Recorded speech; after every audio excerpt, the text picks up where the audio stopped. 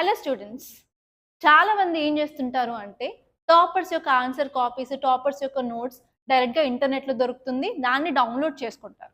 Download చేసుకున్న తర్వాత డైరెక్ట్‌గా వాళ్ళని కాపీ చేయడం గానీ, వాళ్ళు రాసిన థింగ్స్ కానీ మగప్ చేస్తూ ఉంటారు. But that is not the right process. కానీ ఈ టాపర్ ఆన్సర్ కాపీస్, నోట్స్ కూడా చాలా వాల్యుబుల్ రిసోర్సెస్. ఎందుకంటే యూపీఎస్సీ ఎక్కడ ఇది మోడల్ ఆన్సర్, ఇది ఇంట్రొడక్షన్‌లో రాయాలి, బాడీలో రాయాలి అండ్ కన్క్లూషన్‌లో రాయాలి అని ఎక్కడ ఇవ్వలేదు. But we can learn something from toppers for sure. కానీ టాపర్స్ కాపీస్ చూడాల్సింది 4 థింగ్స్ అన్నమాట.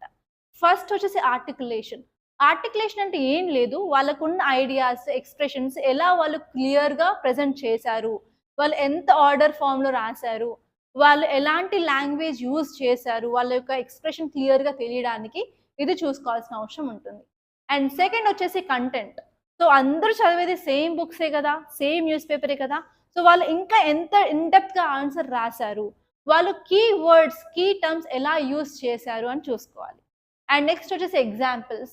ఆ ఎగ్జాంపుల్స్ కూడా వాళ్ళు ఎలాంటి ఎగ్జాంపుల్స్ రాశారు, కరెంట్ అఫైర్స్ రాశారా, లేకపోతే స్టాటిక్ ఎగ్జాంపుల్స్ రాశారా. అండ్ నెక్స్ట్ వచ్చేసి వాళ్ళు ఎగ్జాంపుల్స్ ఎంత ఫ్రీక్వెన్సీలో రాశారు, ప్రతి క్వెషన్‌కి రాశారా, ప్రతి స్టేట్మెంట్‌కి రాశారా, ఎంత ఫ్రీక్వెన్సీలో రాశారో చూసుకోవాలి.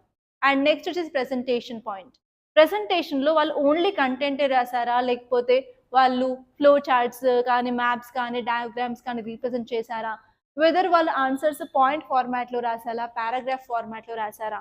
పాయింట్ ఫార్మాట్‌లో రాస్తే ఎన్ని పాయింట్స్ రాయగలిగారు, ఆర్ ఎల్స్ పారాగ్రాఫ్ ఫార్మాట్‌లో రాసినట్లయితే ఎన్ని లైన్స్ కలిపి ఒక పారాగ్రాఫ్ రాశారు, అండర్‌లైనింగ్ చేశారా లేదా, ఇన్ డెప్త్‌గా ఇవన్నీ మీరు కంపల్సరీ చూసుకోండి. అండ్ ఇవి చూసుకున్న తర్వాత బ్లైండ్‌గా వాళ్ళని కాపీ చేయకుండా, మీరు అక్కడి నుంచి పాయింట్స్ ఏవైతే తీసుకున్నారో అవి మీరు ఇంప్లిమెంట్ చేయండి. Because every person has their own uniqueness. Okay. అందుకని ఆ యూనిక్‌నెస్ యూజ్ చేసుకొని, సో మీరిక్కడ నేర్చుకున్న పాయింట్స్‌ని మీరు ఇన్కార్పొరేట్ చేసుకొని, మీ యొక్క నోట్స్ మీరు రాసుకోండి. మీ యొక్క ఆన్సర్ రైటింగ్ స్టైల్ మీరు ఫాలో అవ్వండి. ఎందుకంటే మేబీ వాళ్ళకి తెలిసిన పాయింట్స్ మీకు తెలిసి ఉండకపోవచ్చు. ఓకే. వాళ్ళకి తెలిసిన పాయింట్స్ మీకు తెలియకుండా పోవచ్చు. లైక్ మీకు తెలిసినవి వాళ్ళకి తెలియకుండా పోవచ్చు. So, try to make your own notes guys. Don't blindly copy anyone because you are unique. Okay. So, I hope this video is very helpful. మరిన్ని వీడియోస్ కోసం మన ఛానెల్‌ని సబ్స్క్రైబ్ చేసుకోండి. Thank you guys and I wish you all the best.